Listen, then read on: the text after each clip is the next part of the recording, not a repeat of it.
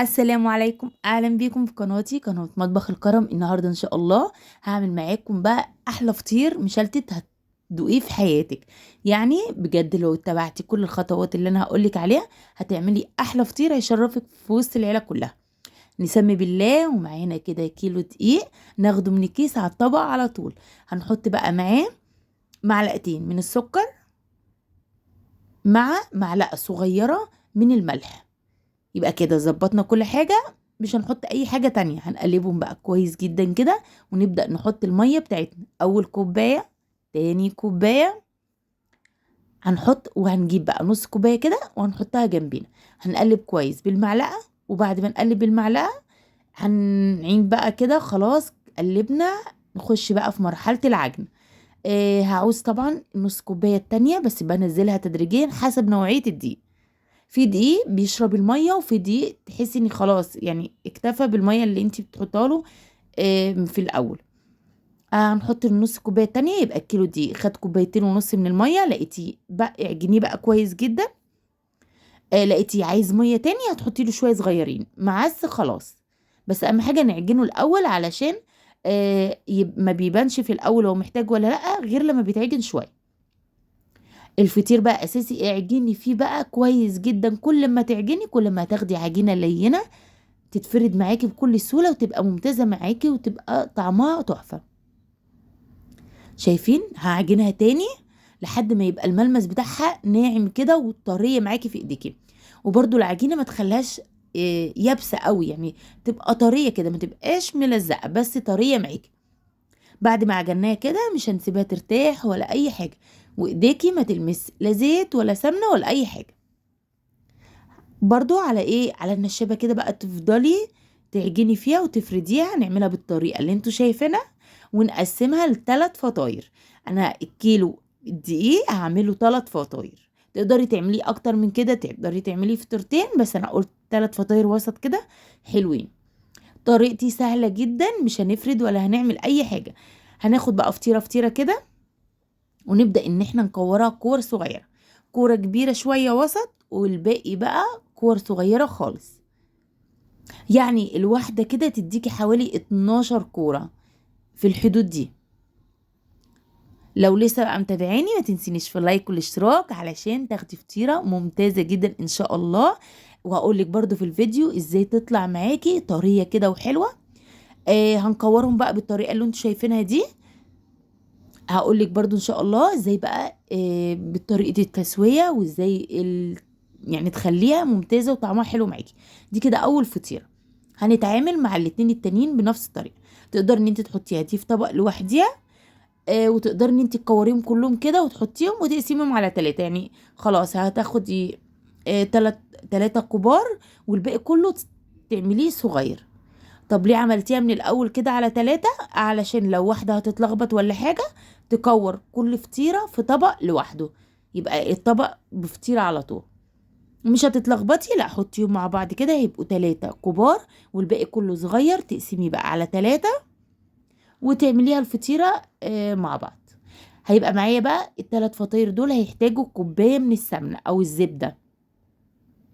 هتحطي بس عليهم معلقتين من الزيت كده وتحطيهم بقى كده. اهم حاجه مفيش كوره تلزق في كوره، يعني السمنه كده تغرقي بيها الكرات دي علشان معاكي تتفرد وتبقى جميله. طب ليه بنعمل الحركه دي ونحطهم في الزبده كده شويه؟ علشان لما تيجي تفرديها تبقى شاربه كده. دي خدع يعني ايه، تبقى شاربه من الزبده خالص وطعمها كله زبده. وانتي حاطه فيها الزبده معقوله مش كتيره يعني. شايفين ما شاء الله؟ هنركنها بقى كده حوالي ربع ساعه. بعد الربع ساعة هتاخدي بقى أول واحدة. يعني الفطيرة الكبيرة احنا عاملين واحدة وسط والباقي كله صغير. هناخد اللي هي الواحدة الوسط دي ونفردها بالطريقة اللي انتوا شايفينها دي. هنفردها على النشابة كده أو على الرخامة. هنفردها كده من جوه لبره، هتتفرد معاكي بسهولة جدا.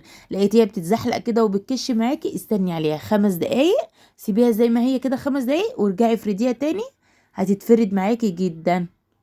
طب والقطعات دي ولا يهمك خالص. عادي مش هتفرق خالص.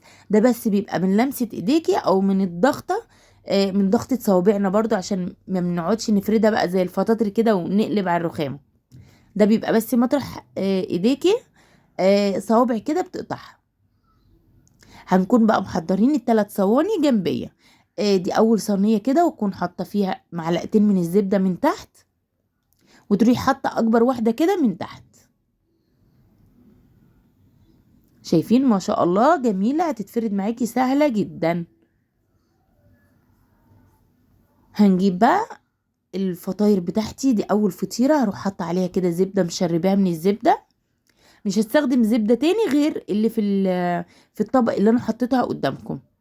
يعني انا المعلقة دي باخد بالمعلقة كده على الفطيرة، واقلب من ناحيتين علشان اتأكد ان كل الفطيرة شاربة كده من الزبدة من ناحيتين. وهفرد من جوه لبره كده، هتتفرد معاكي ما شاء الله. وهحطها في النص كده في قلب الفطيرة اللي انا فردتها في الصينية. علشان ما تتلخبطيش، تجيبي بقى كمية العدد بتاعي الفطيرة بتاعي واحطه قدامي كده. زي ما قلت لك الفطيرة هتبقى حوالي 12 كرة. دول 2 4 6 8 9 10، دولكم 11. يعني انا خدت دول 11. هتفردي وتحطي، تفردي وتحطي لحد ما تخلصي الكمية كلها. شايفين بقى سهلة ازاي؟ ولا هنفرد بقى على الرخامة، ولا عايزين مكان واسع ان احنا نفرد فيه قوي بالطريقة القديمة؟ لا، دي سهلة والنتيجة ممتازة جدا. تقدري ان انت تعمليها كده وانت قاعدة على ترابيزة تكون جنبيكي، هتبقى معاكي سهلة جدا ما شاء الله. زي ما قلت لكم هعمل بقى كل الكمية كده وهحطها. مش هحط ما بين رق ورق زبدة ولا حاجة، انا كده كده مشرباها بالزبدة بتاعتها دي. كده اخر واحدة علشان ما اطولش عليكم الفيديو. كده انا حطيت ال11 كلهم في قلب الصينية. هنيجي بقى للقفل بتاعتهم. هقفلهم بطريقة سهلة جدا. بصوا، هيجي من اخر واحدة انا حطيتها، يعني اول واحدة انا حطيتها من تحت خالص، هجيبها كده وافردها زي الدايرة. شايفين ما شاء الله بجد سهلة جدا. علشان في ناس كتير بتتلخبط ان هي لما بتيجي تقفلها بتتزحلق منها. اهي بقت عاملة زي الوردة، وهتبقى شكلها جميل جدا من في ظهر الفطيرة. قفلناها كده ولزقناها كلها في بعض. هبدأ بقى انا اقلبها بسهولة. بس كده خلصنا الفطيرة. هنركنها حوالي ربع ساعة. يعني عقبال ما تخلصي الاتنين التانيين هتكون دي كده بقت زي الفل. بعد ربع ساعة هحط بقى على وشها كده رشة من الزبدة، وهتفردي على قد السمك اللي انت هتدخلي بيه الفطيرة. ما تكونش تخينة قوي علشان ما تبقاش تقيلة، وما تكونش رفيعة قوي علشان ما تنشفش معاكي. في المرحلة دي بكون مشغلة الفرن علشان لازم الفطير يخش على فرن سخن جدا. هنحطه من تحت وعلى نار عالية. بمجرد ما يحمر او يبقى لونه ذهبي من تحت كده، هتشغلي عليه الشواية، ترفعيه فوق كده وتشغلي عليه الشواية، هيبقى تحفة معاكي.